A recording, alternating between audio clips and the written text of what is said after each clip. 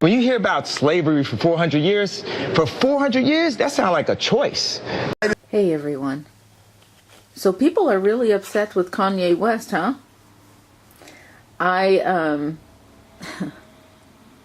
watched the entire interview.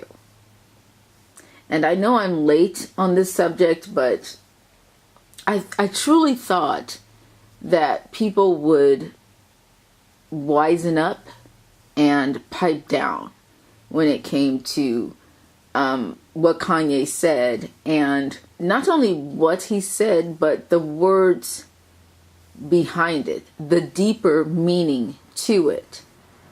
I thought, foolishly, that once people processed what he said, they would get past it.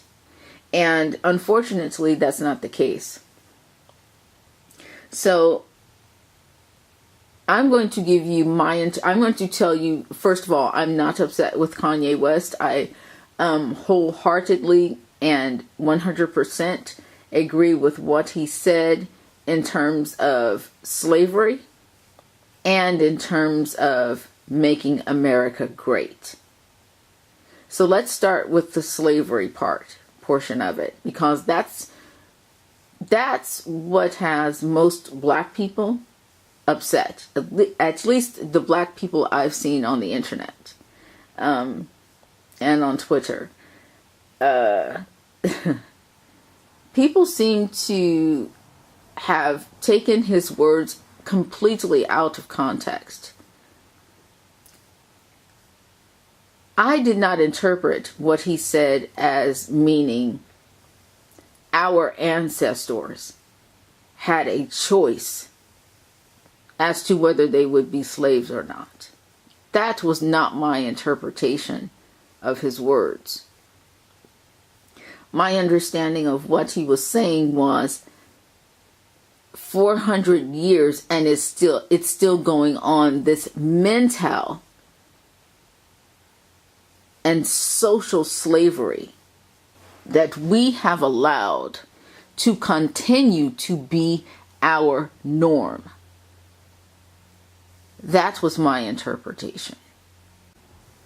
I don't think he would be crazy enough, or that he is stupid enough to say and or believe that our ancestors had a choice in becoming slaves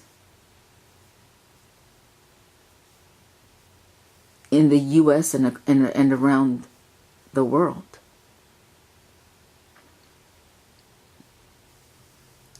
Because that would take more than just foolishness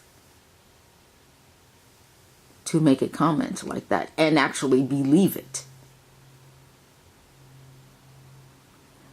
But people have decided to run with this, so much so that he's received death threats from his own people for saying something that they interpreted to be either disrespectful, stupid, ignorant, however.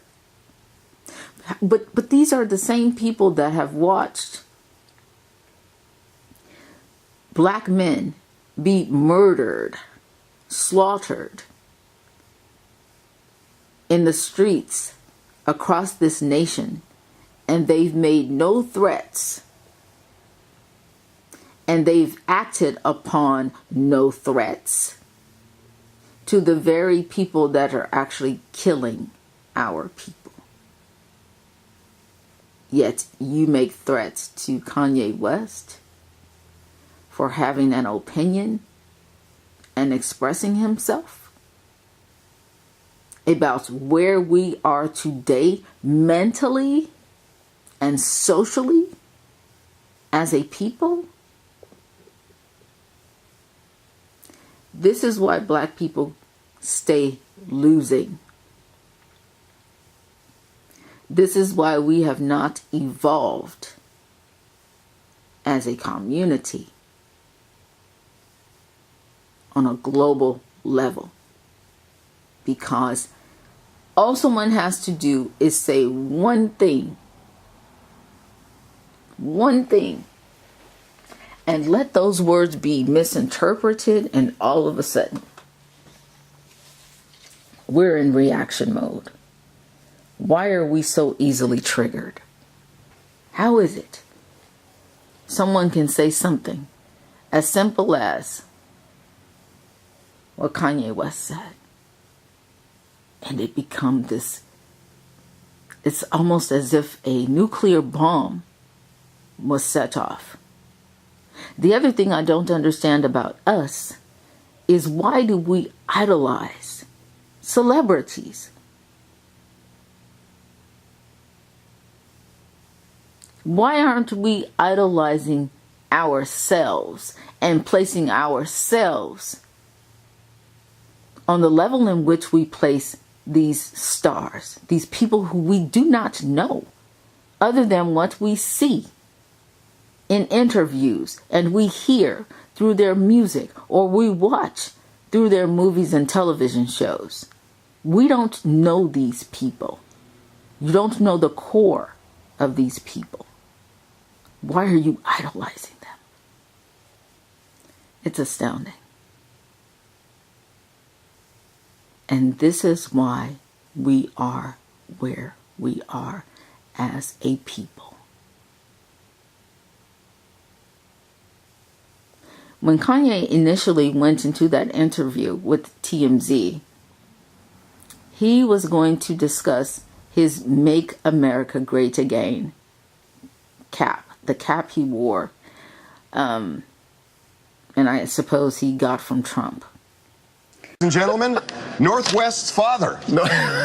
What's good? Kanye, how you doing, man? What's good? Welcome How to you doing, Kanye? Thank you so much.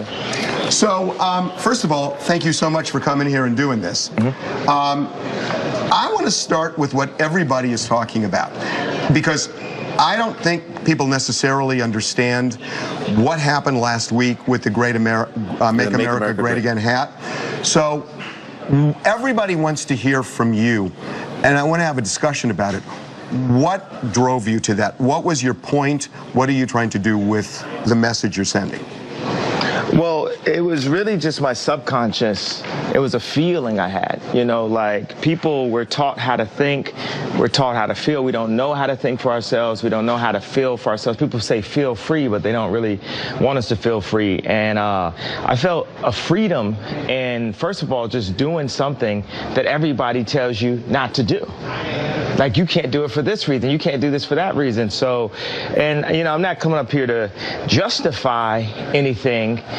It's, you know, you can't tell me nothing. I made the song, you know what I'm saying? Like, you can't tell me what I'm, you know, supposed to do. And also, it's like the idea of icons and representations. You know, I don't subscribe to icons. You take like the Nazi symbol. If you go to India, it's all over the place, but it doesn't represent that. It represents something different. So for me to wear that hat means I want to make America great in my own way. So, yeah. so were you wearing the hat specifically to show support for Donald Trump? Or was it a bigger statement about free thought? What? I mean, I'm an artist, right? So to ask an artist, there's infinite reasons. There's infinite reasons to the why an artist does something. An artist doesn't need suggestions. An artist needs paintbrush and a canvas. So this opened up a conversation. I'm probably gonna do the least good explanation of why. I'm just connected with the universe, period. And let's speak on that topic for a bit. He should be able to support whomever he wants. Why is this an issue?